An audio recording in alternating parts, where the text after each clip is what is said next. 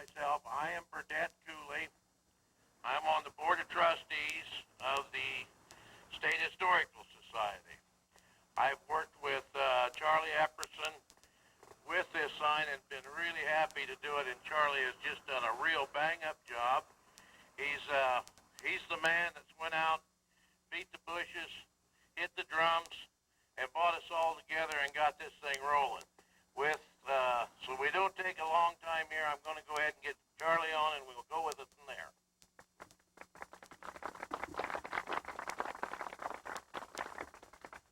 Thank you, Burdette.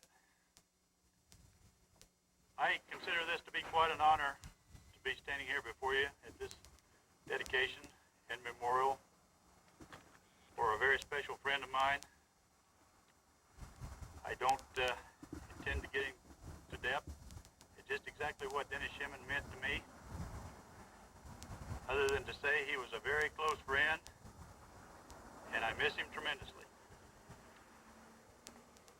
History has left us to our own problem to determine whether this marker represents good or bad. With your permission, I'd like to read you something, please.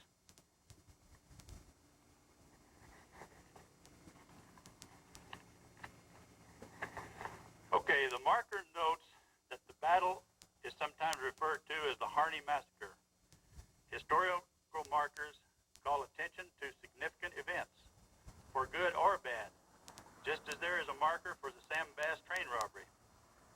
Dennis Shemin had remarked to several people in Llewellyn that the site needed to be marked, and that's what we're doing here today. The marker does not state it was an instant in which to be proud, but merely an instant that occurred just north of this site.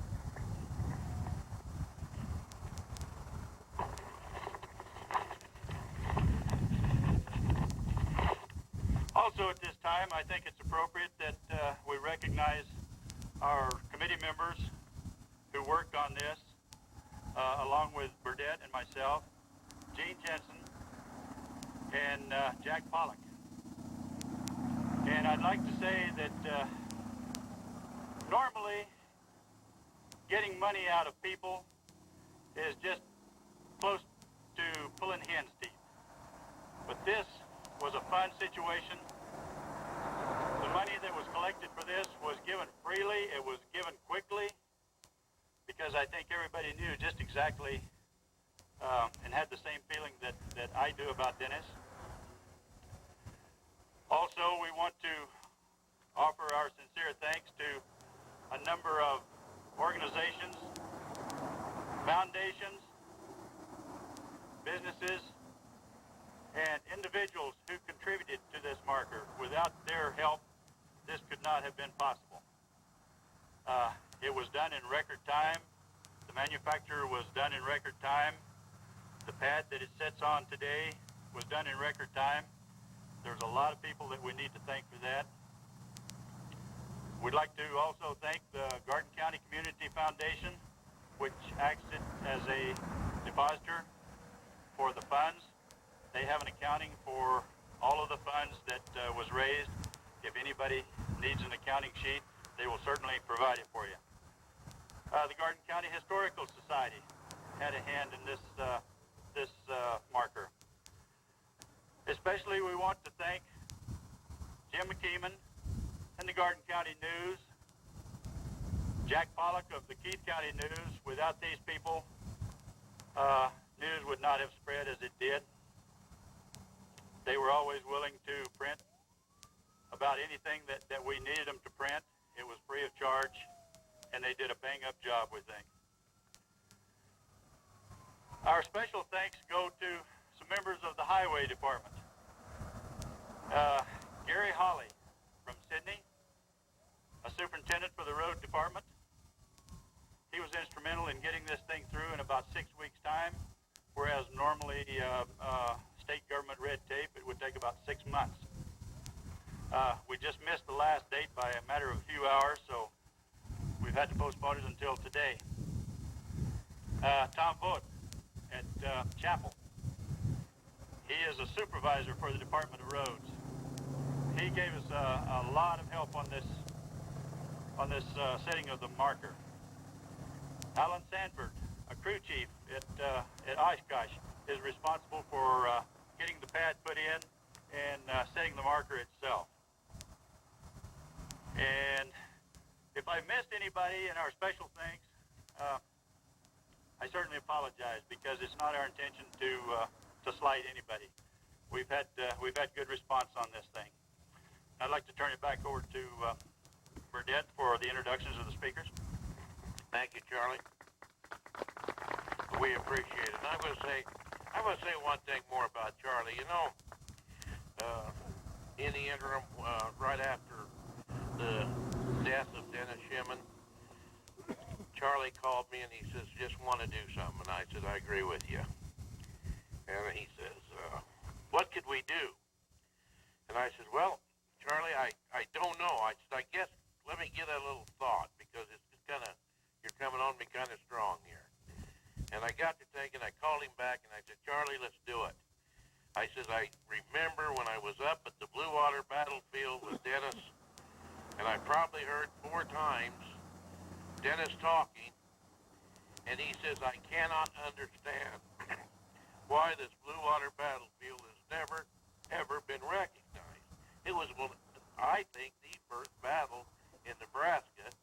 Now, some people call it a battle and some people call it a massacre, and I'm not going to get into that. But that's one of the things, and Charlie took it from there and really done a fantastic job. So between him and Jack Pollock and Gene, I think they did a wonderful job.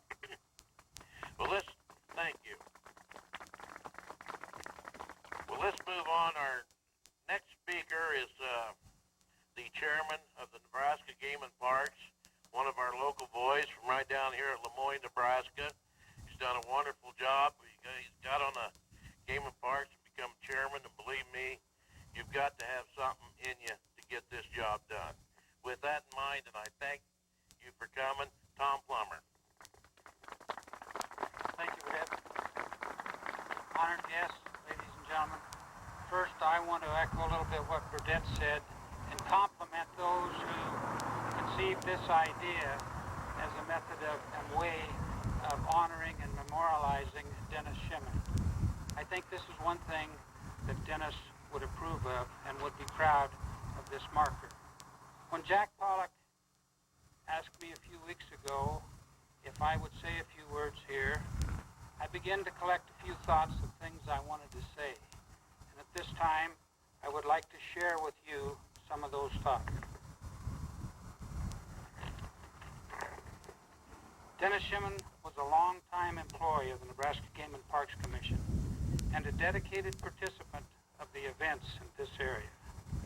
I had known of Dennis Shimon for many years, but only got to know him well since I became a member of the Nebraska Game and Parks Commission. I have known Rita since we were kids, but again, got to know her better the past few years. Dennis, as I'm sure all of you know, was a perfectionist in every respect. Therefore, working for a government agency such as the Nebraska Game and Parks Commission was very frustrating to him because of red tape and politics. But being a dedicated and loyal person that he was, he took his self-discipline and perfectionism and rose above all those frustrations to become an excellent employee, and was so honored by being named the Outstanding Employee of the Year for 1997. Dennis admitted to his own politics and agendas, but also had self-insight to these and moved forward on whatever task was before him. I visited with Dennis just a few hours before he succumbed to his disease about these and other issues, and during this conversation, Dennis said to me, I doubt that I will be in general agreement with God on a day-to-day basis. The Game and Parks Administration over the years called upon Dennis for special assignments of historical nature, such as the identifying and cataloging of all the events at the Bowering Ranch when it became a historical park. He was asked to head the Historical Park Division, which meant a move to Lincoln, Nebraska. He turned this promotion down to stay at Ash Hollow, where he treasured his work. The Game Commission greenhouse at Ash Hollow was a project Dennis promoted and aspired to. He took great pride in this greenhouse, which supplied flowers to many commission areas across the state. Dennis and I had visited many times about the Visitor Center and Water Museum to be built at Lake McConaughey. He and Rita gave of their personal funds in support of the project, and he was eager to help with his personal time and ability to tell the historical story of the Ogallala Aquifer and other historical water resources of the area, which he had an abundance of knowledge. I personally will miss his input on this special project. The superintendent position at Ash Hollow State Historical Park will be filled, but the dedication and love that Dennis Shemin gave to this park will never be duplicated. Thank you.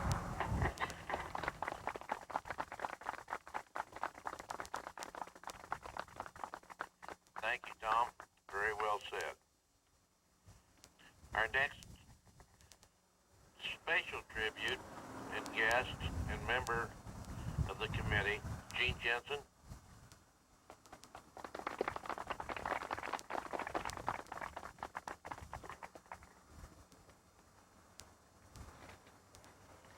Well, I wanted to start by sharing with you that when Dennis was discussing his funeral with Rita and I, he had some very specific instructions, and one of those was that we were not to name anything after him. Things were not to be renamed or the names changed, or he just didn't want that kind of hoopla. So when this came up, I know we did have this conversation about it. Would this be okay? And of course we decided it was not only okay, but a very nice tribute to Dennis, and seemed quite appropriate for his life and for a man who just loved history. I think it is just right for a couple of reasons. The Battle of Blue Water is such a kind of a controversial historical event. It's an event full of a lot of different emotions and a lot of different thoughts about how we should interpret it, and looking back at our own history and wondering, what was going on at that time, and those kind of complicated feelings that go along with it.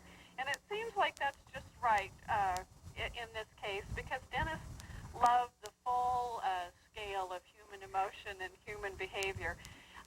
We always kind of had a bit of a privilege at the VOA when we were working on the Ash Hollow pageant, because he would come in and we always would get the rest of the story, and he would come in and tell us the other things that probably weren't appropriate to put in the program, but the full scale of what might have happened in this place and that place. And he was always sort of interested in all the intrigue and the full range of events with history.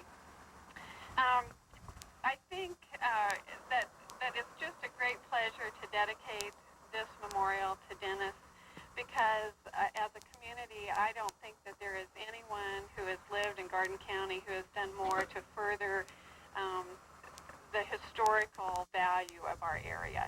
And I think for all of us, we just think what a great gift Ash Hollow State Park has been for us as a community, and the effort and the dedication that Dennis put into that over all these years, from 1968 when he started until his death, is just an amazing act of devotion, and what a glorious gift he's left in that park for all of us, and not just for us, but for everyone in the state. And I think, we think about how meticulous he was, and how every cigarette butt got picked up, and just what a perfect place he kept that. And of course, Dennis did so much else that was in regard to history, that's what he loved. He served on the board of the National Trails Museum, and worked on the Garden County Community Foundation, and was a lifetime member of the Nebraska State Historical Society. And so this seems very appropriate. And I guess, like all of you here, Dennis was someone that we very much appreciated as a friend, and we do miss terribly. And it's a great pleasure, Rita, to get to dedicate this to him. Thank you, Gene.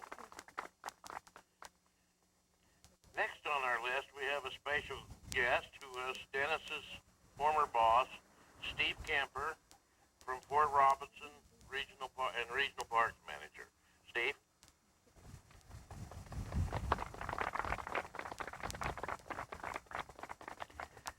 Thank you. It's indeed a pleasure to be here today to represent the employees of the Game and Parks Commission.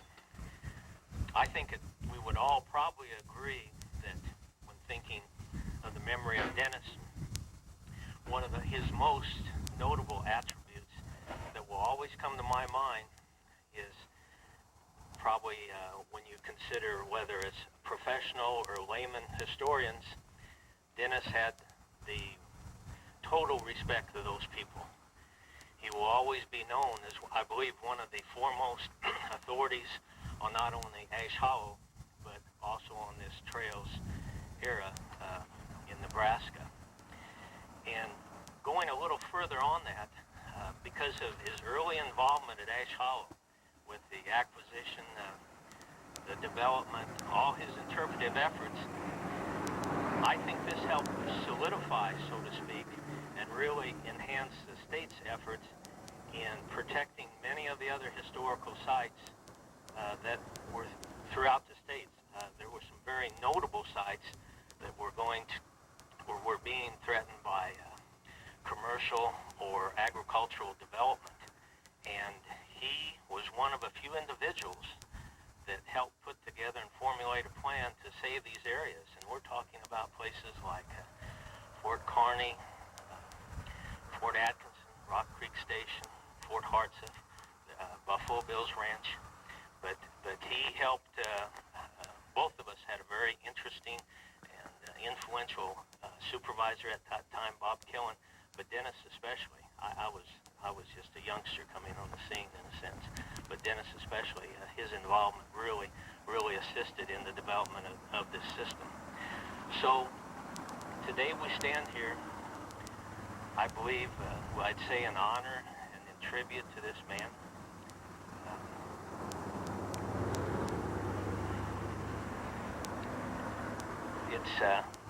It's just a fitting memorial to him, and we'll always have good thoughts about him. Thanks. Thank you, Steve. Appreciate that. I want to note another person from the Game and Parks who's here as the interim manager or interim superintendent who is taking Dennis's job. He worked for Dennis for numerous years, and that is Jeff Ulrich.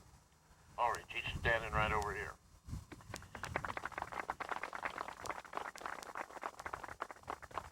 Now we're going to get into the good part, the keynote speaker. I've got to get my paper straightened out here because I got quite a book on this guy. His name is Eli Paul, and he is Senior Research Historian of the Nebraska State Historical Society in Lincoln. He graduated of the University of Missouri at Columbia and George Washington University of Washington, D.C. Eli has been with the Historical Society since 1977. His publications include 4 books: Eyewitness at Wounded Knee, The Crazy Horse, Surrender Ledger, Autobiography of Red Cloud, War Leader of the Ogallallans and the Nebraska Indian Wars Reader, 1865-1877. The last just out this spring from the University of Nebraska Press. However, his very first publication, Historical Society's own Nebraska History magazine, might be his favorite. In 1981, Eli edited the letters of General Nathan Augustus Moore Dudley, who is a lieutenant in the 1855, fought in the Battle of Blue Water and vividly remembered that day over a half a century ago. With that, Eli, we're going to turn the main speech over to you. Thank you.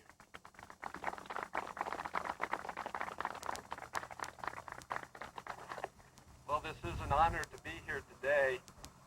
Ash Hollow and Blue Water are 2 of my favorite spots in western Nebraska. It's fashionable to talk today about our differences as Nebraskans, be it east versus west, rural versus urban, sometimes even McCook versus Tecumseh, Nebraska. However, there are several things that tie us together.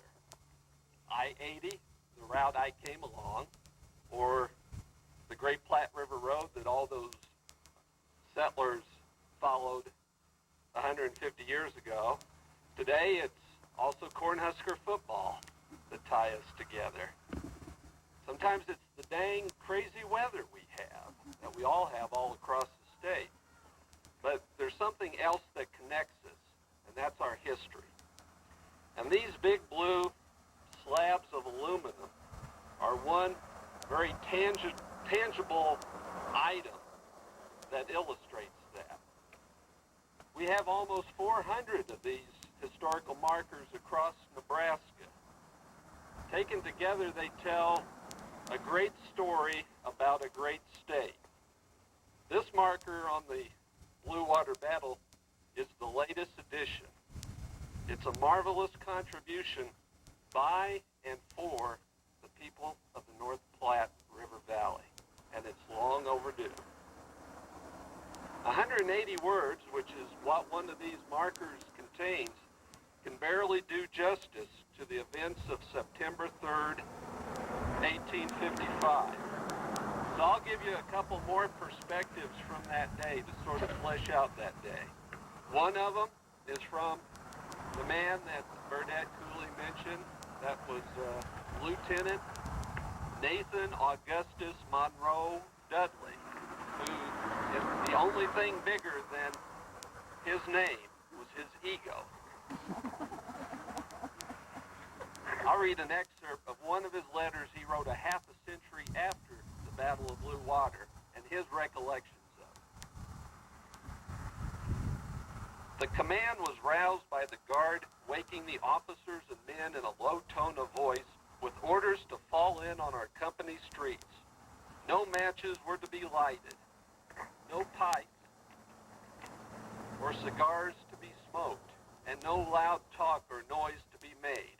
When the column moved across the Platte, General Harney stood on the bank and in a few words stated where we were going, the object of the expedition, the justice of the punishment he was going to inflict on these bad Indians, told the soldiers to remember the outrages that these Indians had perpetuated, and urged the command to give them no let-up until they were thoroughly thrashed. The old general was prolific in the use of profanity, and utilized not a little of it to illustrate his earnestness. There was no excitement, no noise, no wagons to create confusion or noise, as the latter were to be left in camp. In columns of twos, we rapidly marched until just before daylight, when a halt was ordered, and quickly the troops were moved into the several localities assigned them in the most quiet order conceivable and rested on their arms. The coming of daylight developed the position of the Indians. General Harney with his staff, with a small force of dragoons, rode to the high ground in front of the force where his presence was discovered by Little Thunder, who rode out to meet him, holding an umbrella over his head as a flag of truce. In this interview, he begged Harney to let him off, promising anything. The general told him no, repeated to him how he had warned him of this hour, that he had come to fight him, and he was going to do it. Little Thunder then tried to get an hour's time for the purpose of sending his women and children out of his camp. Harney was up to this ruse and told him to go, that he would give him time to get a certain distance, then he would let his soldiers loose on him. The assault was commenced on three sides of the village. For a time, they stood the attack bravely. A considerable number of warriors took shelter in a cave where they fought desperately, which was attacked by Lieutenant Hudson. Nearly all of this party was killed. The balance of the band broke and ran towards the north. The mounted portion of the troops were at once ordered in strong parties to follow them, which was carried out. The mounted troops charged them, as is always done in case of a rout, killing and capturing all who showed resistance. My company, E, was well mounted. I was in command, Captain Heath being disabled. I kept up the charge for nearly 2 hours, being resisted, fired upon. Finally, the charge was over, and I commenced my march back to the main body. I saw no wanton or brutal instances of conduct on the part of any troops on that date. That many squaws were killed and some children also was true. It could not be avoided. War is always cruel. General Sherman rightly says it's hell. Only way to make it effective is to make it short and severe.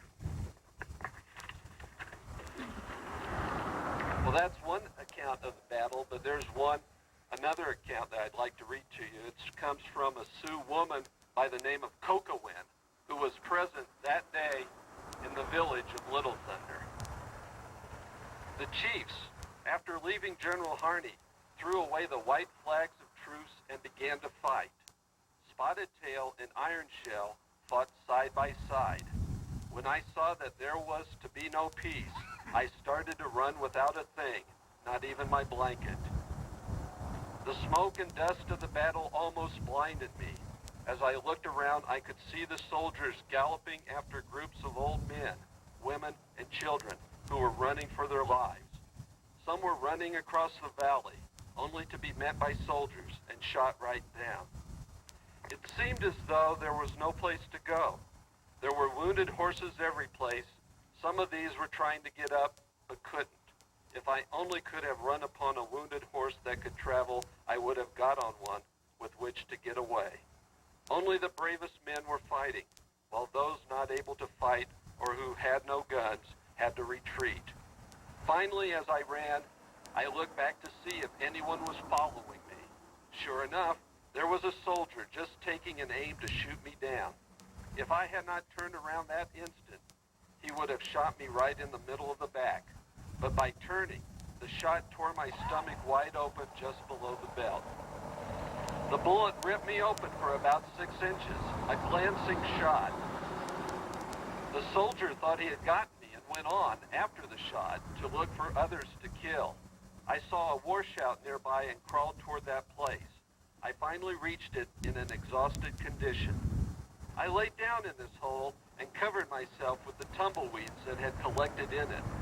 I tore off the wide calico sleeve of my dress and stuffed it in the wound to stop the bleeding. I lay there all the balance of the day, listening to the guns roar and the hoofbeats of the horses. At times I thought I would be discovered because the shouting and yelling of the soldiers were so loud and seemed so near. Now and then I could hear a Sioux war cry. During these desperate moments in my anxiety, I almost forgot my wound. Well, the next day, in need of medical attention, Kokowin walked to the soldiers' camp and joined the other captives.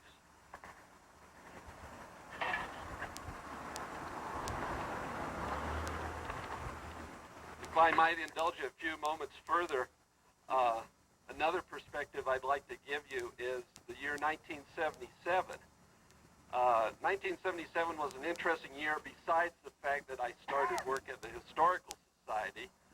But at that time, my organization, the Nebraska State Historical Society and the Nebraska Game and Parks Commission were in their own little battle at that time. They were, as from what I understand, were trying to decide who would be the top dog in interpreting the historic sites and other arguments long since forgotten. But just before my arrival at the Historical Society, a peace treaty of sorts had been signed between the two organizations. And one of the first places where we were going to test whether we could get along together was going to be at Ash Hollow State Historic Park. We had sent an archaeologist of ours in the Historical Society to dig the site of the old trading post in the park. But the following year, we're going to do a bigger project, and that was to assist the Game Commission in doing the exhibits for the new visitor center. And this was my first assignment right out of college. And the first person I met was Dennis Schimann. I'm reminded, you've probably all seen that great movie, Humphrey Bogart movie, Casablanca. And the very last line in the end of the movie where Humphrey Bogart turns to his companion and says, "This could be the start of a beautiful friendship," and it was.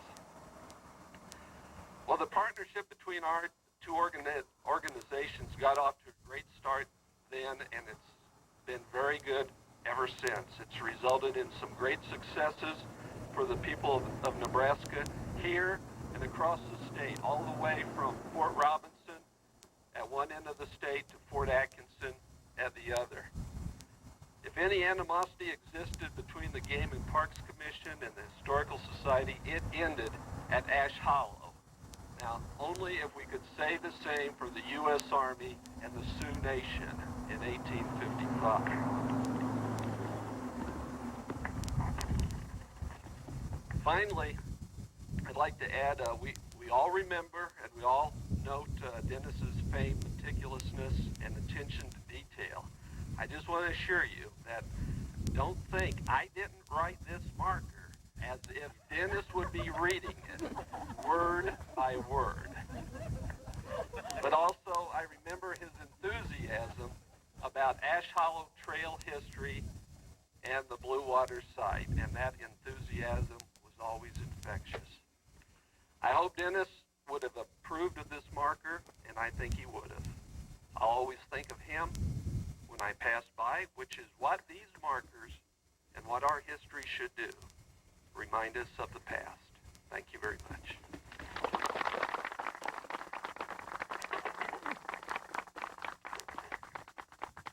Thank you, Eli. That's a job well done, and I appreciate it.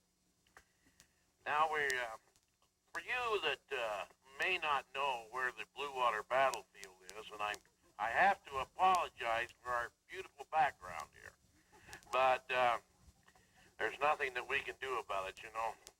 The UP can take on anything, but anything can't take on the UP, and they're out here.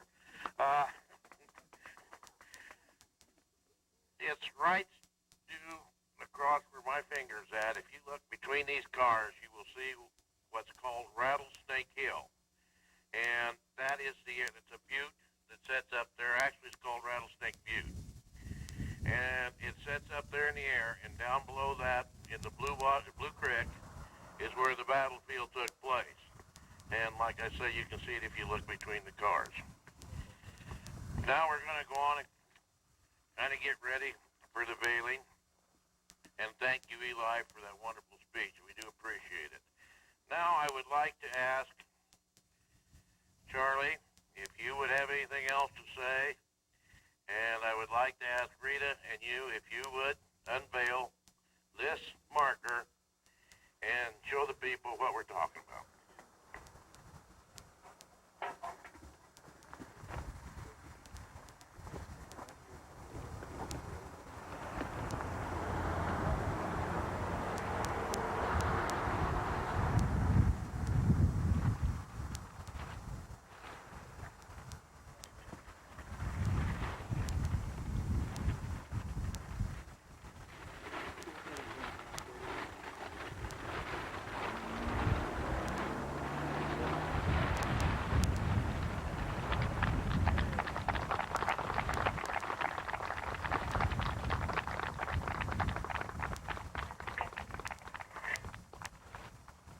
Thank you. We'll give you just a few minutes here to read it. Charlie, would you like to step up here a second?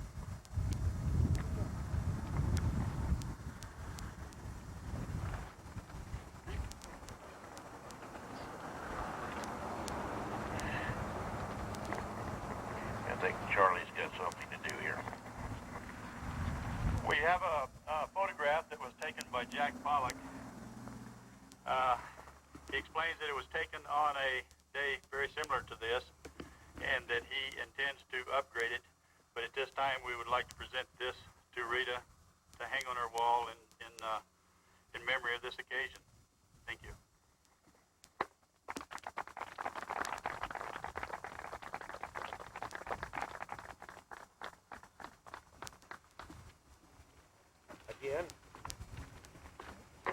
Again, I want to thank everyone for coming out.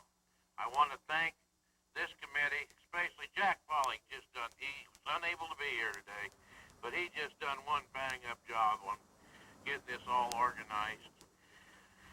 Really did a great help and gave a great contribution to getting this up, and we really do appreciate it. He kept right on everybody and got things done, and this is what it takes. So we will conclude now, and thanks everyone for coming out. And this will be here longer, I hope, than any of us are.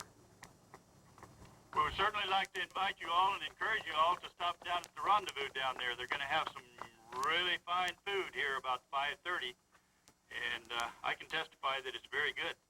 So you're sure welcome down there. It's open to the public. Thank you.